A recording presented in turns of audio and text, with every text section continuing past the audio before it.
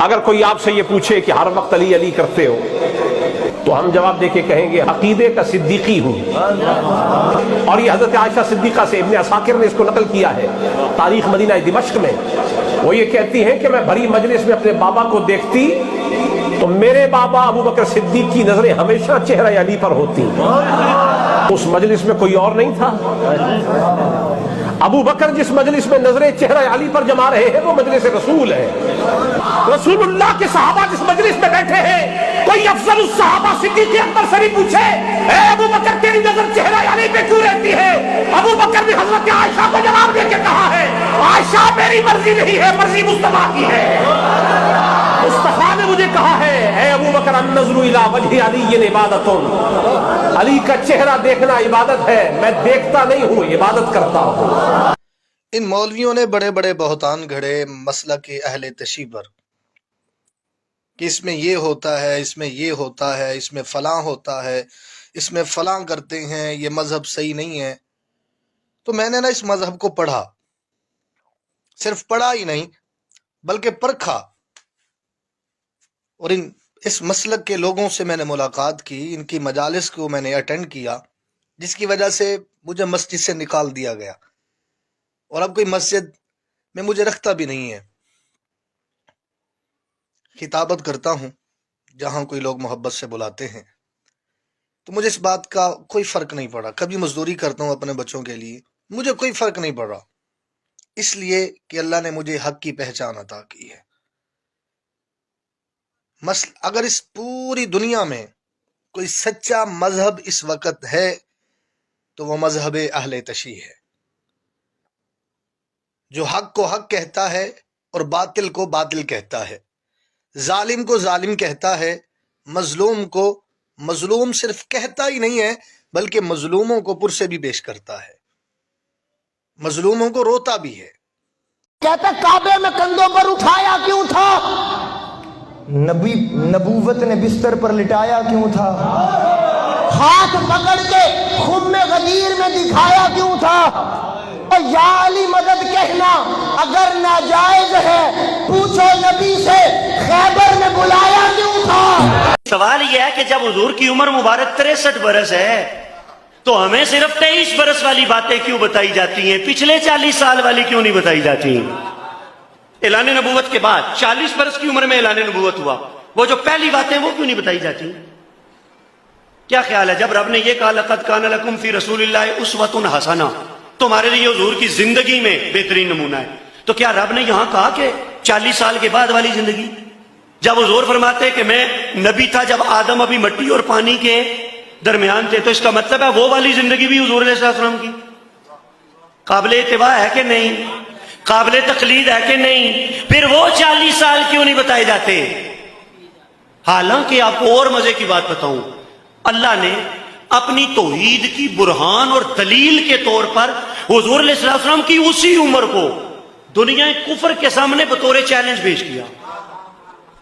فَقَدْ لَبِثْتُ فِيكُمْ عُمُرًا مِّن قَبْلِهِ، یہ جو رب نے کہا کہ ابھی ان کے سامنے اعلان کرو کہ میں نے تو تمہارے درمیان ایک عمر گزاری ہے، تو یہ عمر جب اعلان نبوت کے موقع پر حضور فرما رہے ہیں تو اس کا مطلب ہے جس عمر کو حضور دلیل کے طور پہ پیش کر رہے ہیں وہ اعلان نبوت کے بعد والی زندگی نہیں، وہ اعلان نبوت سے پہلے والی زندگی ہے. اب اگر آپ یہ وزن سہار سکو تو میں عرض کروں وہ پہلے والی عمر اس لیے نہیں بتائی جاتی کہ اس کے راوی دو ہیں اور دونوں سے درد ہے، دونوں سے تکلیف ہے. یا اس عمر کی راویہ حضرت خدیجہ الکبریٰ ہیں اور یا اس عمر کے راوی علی کے بابا حضرت ابو طالب ہیں. اگر وہ 40 سال بیان کیے جائیں تو ابو طالب کو سلام کرنا پڑتا ہے.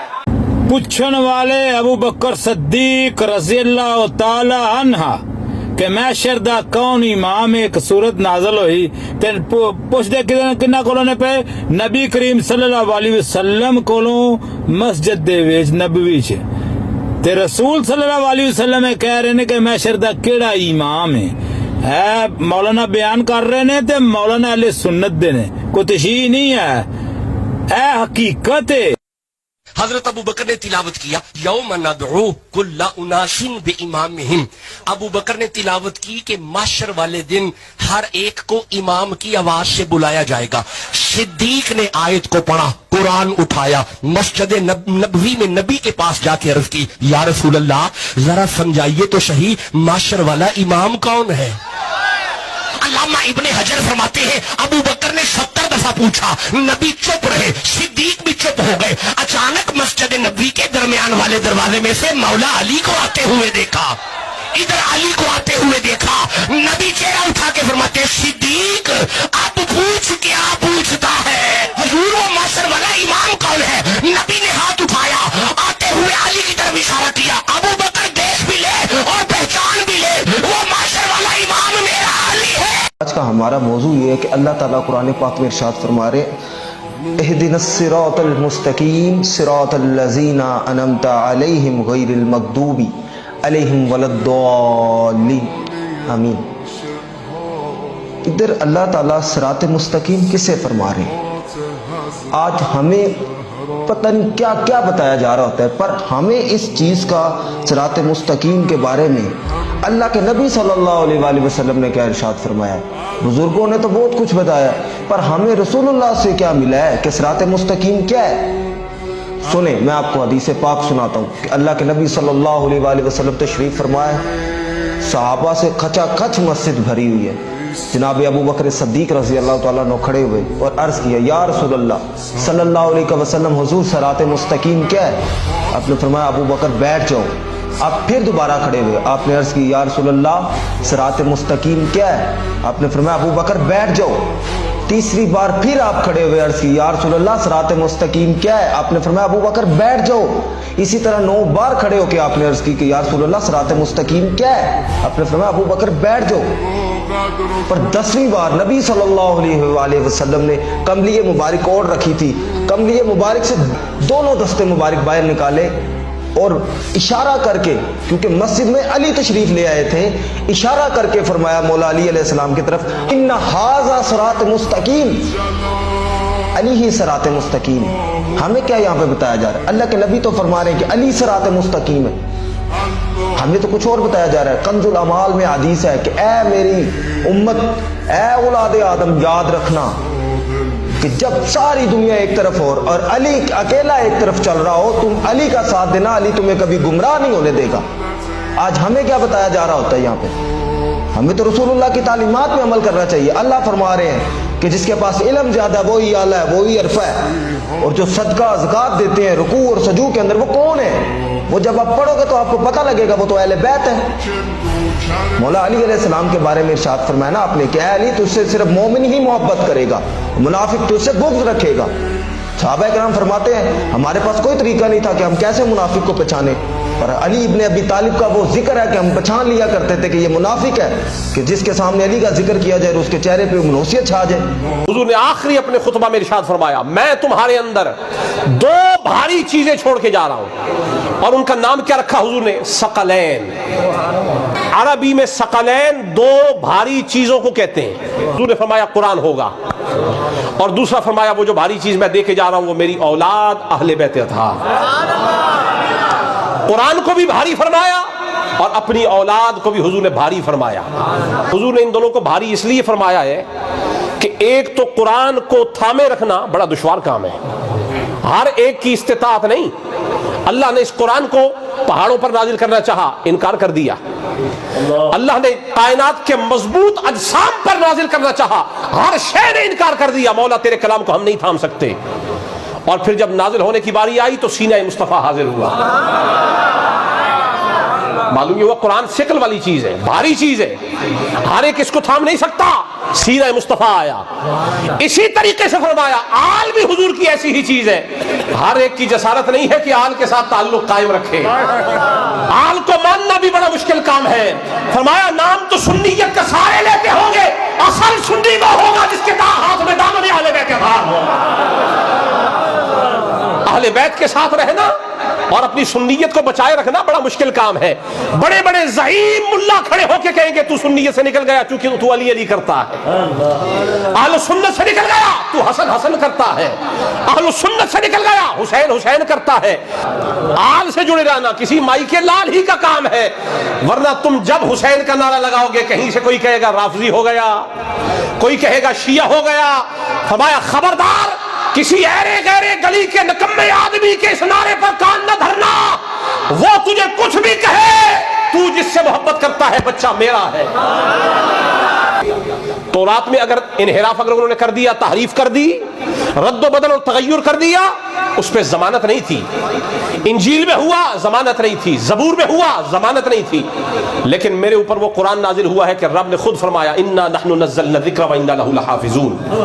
ہم نے قرآن کو نازل کیا ہے, ہم ہی اس کی حفاظت کرنے والے ہیں. اب قرآن میں ہیر پھیر کرنا کسی کے بس میں نہیں ہے. لاکھ سر مار لو, مرزا اٹھا تھا قادیانی, اس نے لاکھ جسارت کی کہ قرآن کی تغیر و تبدل ہو جائے, تحریف ہو جائے, لیکن مرزا کر نہ سکا کیونکہ سامنے مہر علی کھڑا تھا, سامنے جماعت علی کھڑا تھا. ایک مرزا اٹھا ہے تو سامنے دو سید کھڑے ہو گئے. ایک مرزا اٹھا سامنے دو سید کھڑے ہو گئے. تو جماعت علی نے بھی بتایا, مہر علی نے بھی بتایا, جب بھی قرآن کی عزت اور عظمت پہ آنچ آنے لگے گی تو سامنے کھڑے ہونے والا کوئی حسین کا بچہ ہی ہوگا, حسن کا بیٹا ہوگا, کوئی سید ہوگا. کیوں؟ فرمایا ان دونوں کو مصطفیٰ نے امت کے حوالے کیا ہے. قرآن کے لیے اللہ نے ذمہ داری لی ہے کہ انا نحن نزلنا الذکر وانا لہ لحافظون. ہم نے قرآن کو نازل کیا, ہم ہی اس کی حفاظت کرنے والے ہیں. میری آل اور قرآن دونوں آپس میں جدا نہیں ہوں گے. جہاں قرآن ہوگا وہاں آل ہوگی. اور اگر کوئی بدخواہ میری آل کو قرآن سے جدا کرنا بھی چاہے گا, حسن نہ رہیں گے تو کیا ہوا حسین آ جائیں گے, حسین نہ رہے تو کیا ہوا زین العابدین آ جائیں گے, زین العابدین نہ ہوئے تو کیا باقر آئیں گے, حضرت جعفر صادق آئیں گے, موسیٰ کاظم آئیں گے, علی تقی محمد تقی آئیں گے, حسن عسکری آئیں گے. قیامت تک فرمایا میرے حسن کی اولاد سے میرا بیٹا مہدی آئے گا. نہ قرآن آل سے جدا ہوگا نہ آل قرآن سے جدا ہونے والی.